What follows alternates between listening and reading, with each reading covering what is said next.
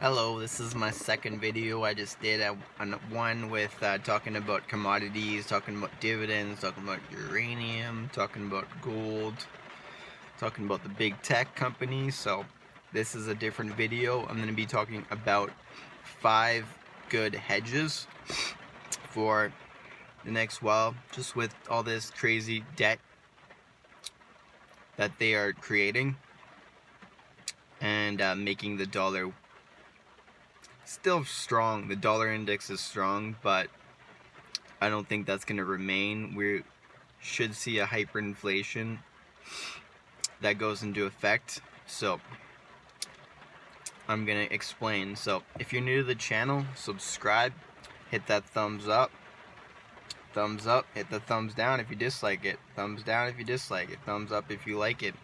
Share the video with friends and family, leave a comment down below. Hit the bell for notifications so you're notified when I upload a video. So, one disclose, not a financial advisor. This is just for entertainment information purposes. Do not buy or sell based on anything I talk about. Buy or sell after you did your own research, due diligence, and you like the investments you're pursuing.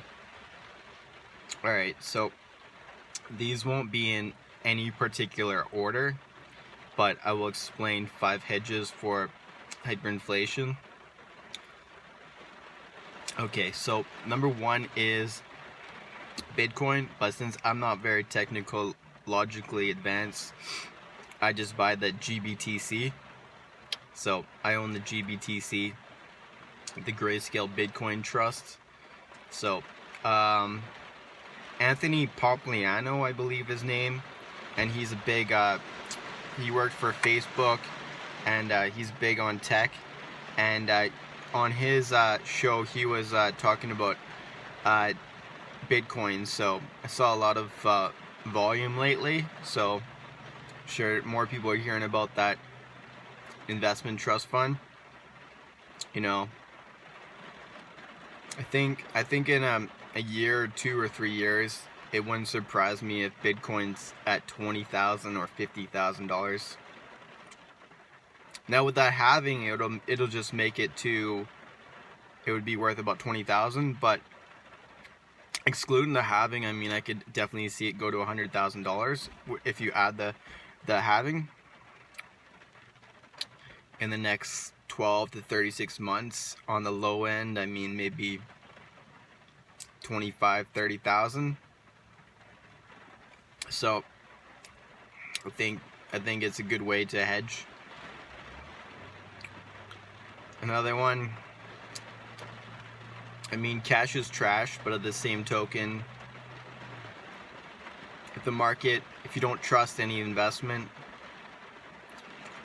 that it's too high, you feel like the probability for it to go up aren't in your favor, then, you know, cash is a good investment.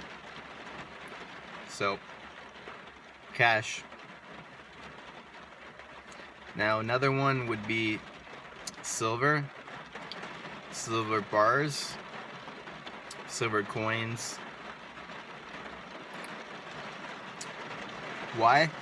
Silver is the most electrical conductivity metal.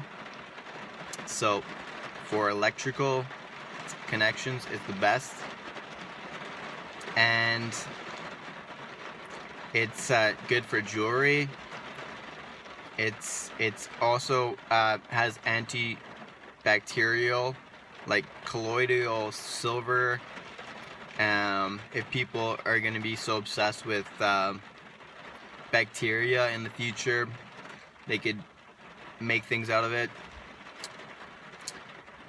And, you know, it stood the test of time. The gold to silver ratio is very high. It's at about 110, 115. Whereas it's been as low as about 20 back in the day. So, I mean, there's people that think that it can go to $40 to $50 in the next 2 years. So, at $15, I mean, it wouldn't surprise me if it goes there. It's not gonna happen tomorrow, but it'll take time, and it'll be when, say, gold is at like 2,500 or $4,000. So moving on, gold. It's it's considered a rich man's money. Silver is gentleman's money. Gold is rich man's money. So, and gold's very light, I mean, in very small little things you can store a lot of wealth. So I think if people don't trust the currencies because all this debt creation, then it creates a high demand for gold. So, and if you need to liquidate because of certain situations and you don't have anything else to sell, it's always going to be fairly liquid. You're going to be able to down to a bullion shop and get that money. Banks, they'll take it for money. Pawn shops. So I think it has value.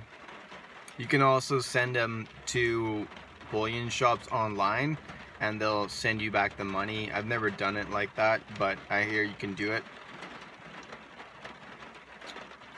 And you can pass it along to the next generation if you have kids or anything like that. So gold. Now the number 5 is platinum. So platinum's been higher than gold before.